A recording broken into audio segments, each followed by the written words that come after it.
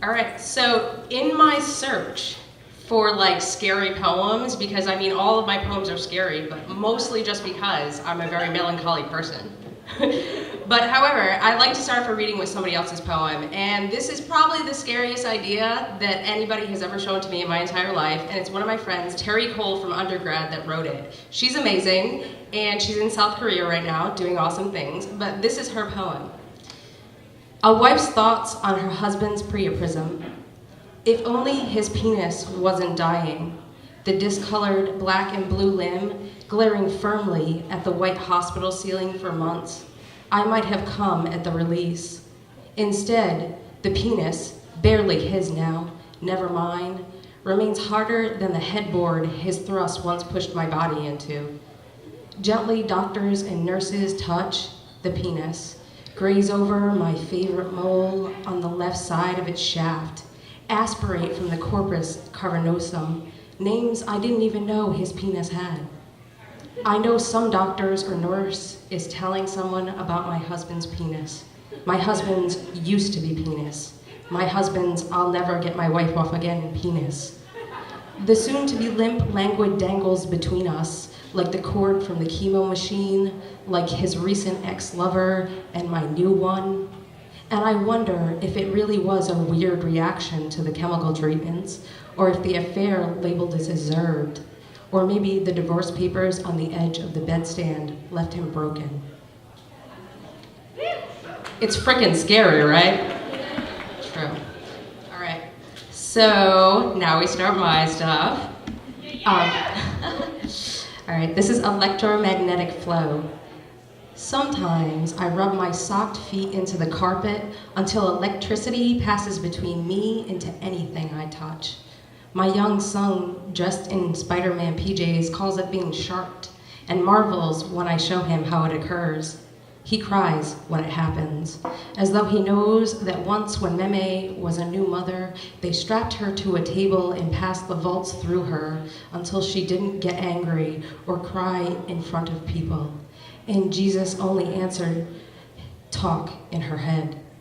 My young son looks at me with blue-green, watery eyes and accuses me of intentional pain, as though he knows that when I was 15, I researched cures, found only that one and begged for it, not realizing that silence is a different type of maintenance. That was what I wanted least. Later, I buy a red balloon, rub it into my son's fuzzy head until he tingles, giggles, and forgives me, as though he knows that Meme's frail arms around my teenage body were what I needed when I could not stand being myself. I tell him that electricity is passed by accident, sometimes when we touch.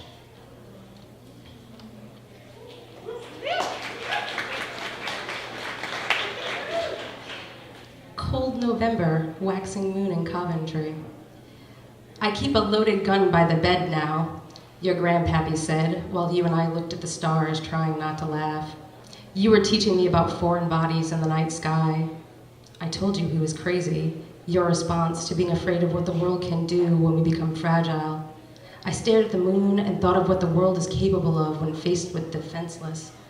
I am not afraid of the world today. I am scared of the moon, how predictable it is. Waxing, filling the night with anticipation for the full, which lasting briefly recedes to waning and pulls even the seas. Finally, leaving only darkness, it is new. This is the last one. It's kind of long, and I know, I'm pretty sure Mark Cox is not here, but I have to give a shout out because he totally helped me workshop this like 2 days ago.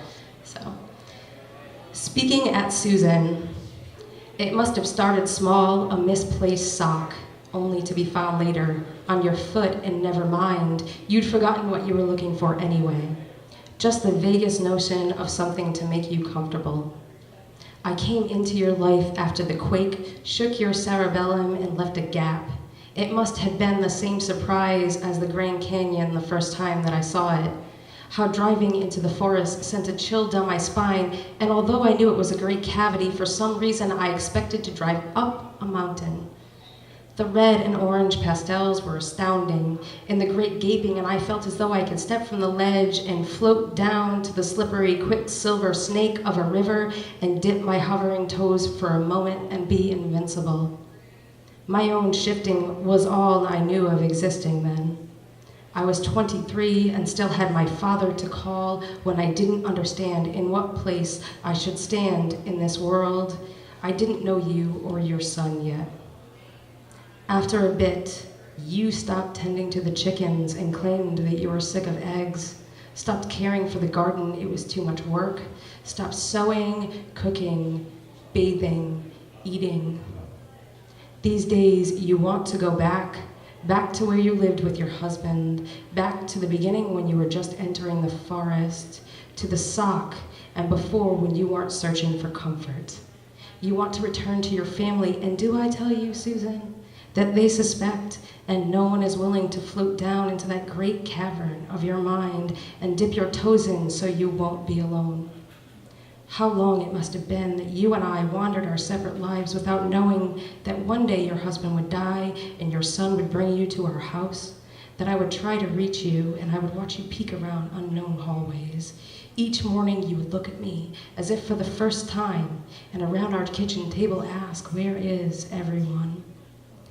Now it's words, the misplaced meanings and names of things, people. Instead of calling attention to your misplacedness, you started calling things other things, and became its own sort of hymn for the brain seeking passage across the void. So you stopped talking loud enough for other people to hear, started drinking more, because if you are drunk, then maybe this could feel normal. Maybe no one will notice that you look down beneath your hat, the hat that stopped coming off, the hat that protects your face, protects your eyes, so no one can see how confused you are while people talk. Thank you.